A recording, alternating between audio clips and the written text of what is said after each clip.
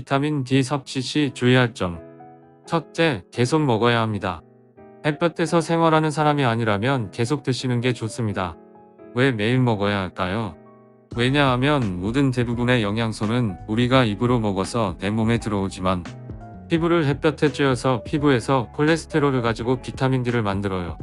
먹어야 해결할 수 있는 게 아니라 햇볕을 쬐어야 해결할 수 있는데 한국분들 어떠세요? 운동할 때 선크림 잔뜩 바르고 자외선 방지되는 옷을 입고 양산이나 모자 쓰고 다니고 심지어 기미방지 마스크에 팔토시까지 끼고 한국 사람들 문화가 햇볕 쬐고 앉아있는 걸 싫어하는 것 같아요.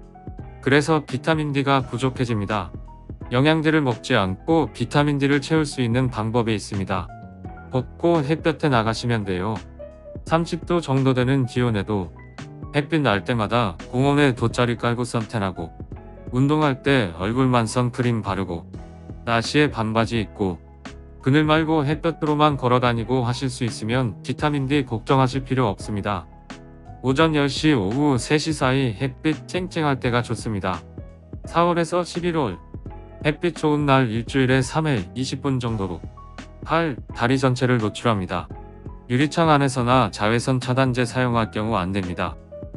적절하게 비타민 D가 부족하지 않게 내 몸에서 만들려면 이 정도 햇볕에 노출시켜줘야 합니다. 이 조건을 충족할 수 있다면 비타민 D 안 드셔도 됩니다. 그런데 이렇게 하실 수 있는 여성분은 거의 없는 것 같아요. 남성분들도 운동 다니실 때 팔토시하고 선크림 바르고 모자 쓰시더라고요. 비타민 D 따로 안 챙겨 드신다면 부족할 수밖에 없을 거예요. 그래서 햇볕 안 쐬실 분들은 계속 쭉 먹어야 합니다. 비타민 D 섭취 시 주의할 점. 두 번째, 주사보다는 입으로 드세요. 3에서 4개월에 한 번씩 주사 맞는 분들이 있는데 입으로 드시는 게 훨씬 좋습니다. 특히 한국 분들이 주사를 좋아하는 성향이 좀 있으시잖아요. 영양주사도 좋아하시고 평소에 영양제를 너무 많이 드시다 보니 비타민 D까지 먹으면 약이 너무 많다 생각하시는 분들이 있어요. 챙겨 먹는 거 잊어버리는 분도 있고 어쩔 수 없는 그런 분들은 주사를 맞는 것도 괜찮습니다. 하지만 주사를 맞게 되면 내 몸의 비타민 D 수치는 낮은 상태에서 하루 만에 급격히 올라갔다가 3개월 정도에 다시 낮은 수치로 내려옵니다. 급격히 올랐다가 최하로 내려오고 다시 급격히 올랐다가 최하로 내려오고를 반복하게 되는 거죠. 우리 몸은 변화를 싫어합니다. 이렇게 올라갔다 내려갔다 하면 몸은 큰 스트레스를 받습니다. 비타민 D는 호르몬의 일종입니다. 영양소의 하나이지만 실제로 우리 몸에서의 역할은 호르몬입니다. 호르몬이 많이 나왔다가 적게 나왔다가 하면 우리 몸 안에 내분비계의 교란을 일으킵니다. 이런 변동과 교란은 좋지 않기 때문에 정말 어쩔 수 없는 경우에는 주사를 맞지만 그렇지 않다면 먹는 게 좋습니다. 비타민 D 섭취 방법. 매일, 매주 매달 먹는 방법이 있습니다.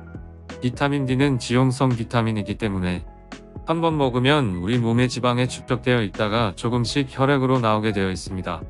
한 달에 한 번 정도까지는 무리를 일으키지 않으니 정 먹기 힘드시다면 매달 챙겨 드세요. 비타민 D 섭취 시 주의 점. 셋째, 한 알이라고 다 같지 않다.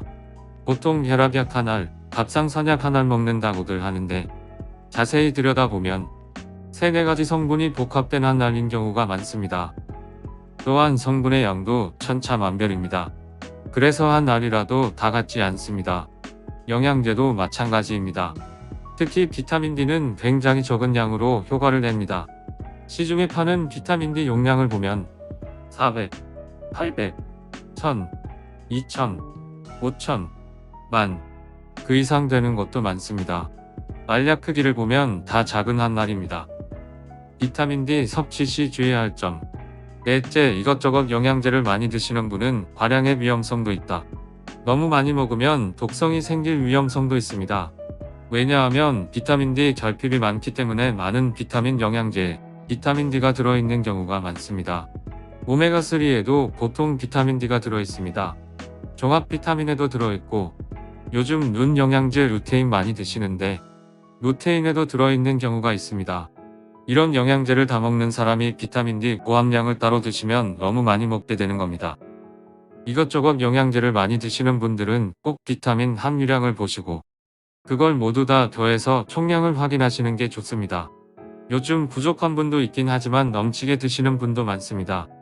해변에 하루 종일 누워 있다고 해서 비타민 D가 많이 생성되어 독성이 생기지는 않습니다. 필요 이상으로 피부에서 비타민 D가 만들어지면 우리 몸에서는 넘쳐나는 비타민 D를 불활성화하는 시스템이 작동하면서 몸을 안전하게 만들기 위해서 넘쳐나는 비타민 D를 다 불활성화형으로 바꾸게 됩니다. 아무리 햇볕을 쬐어서 피부가 까매도 혈액 농도가 60 이상으로 올라가지는 않아요. 비타민 D 농도 10. 심한 결핍 20. 결핍 30. 충분 50. 미국 의학회 기준 독성 농도 60. 햇빛으로 만들 수 있는 최고 농도. 나이가 있는 어르신들은 비타민 D를 많이 드셔도 혈액 농도가 잘 안 올라가며 30까지 올라가면 좋겠지만 20만 넘으면 크게 걱정하지 않으셔도 됩니다. 50 이상 높아지게 되면 무슨 일이 벌어지게 될까요? 비타민 D의 역할은 칼슘을 모아주는 겁니다. 몸의 칼슘 농도가 높아져서 고칼슘 혈증이 됩니다. 그러면 심한 경우 구토, 소변량이 증가하면서 탈수가 되고 힘이 빠집니다. 소변으로 나가면서 요로결석이 생길 수도 있습니다. 이렇게 혈액에 많은 칼슘이 돌아다니다가 혈관에 끼이게 되면 동맥경화를 일으키고 콩팥에 쌓이게 되면 콩팥 기능도 저하시킵니다. 그래서 칼슘은 높아도 안 되고 낮아도 안 되는 겁니다.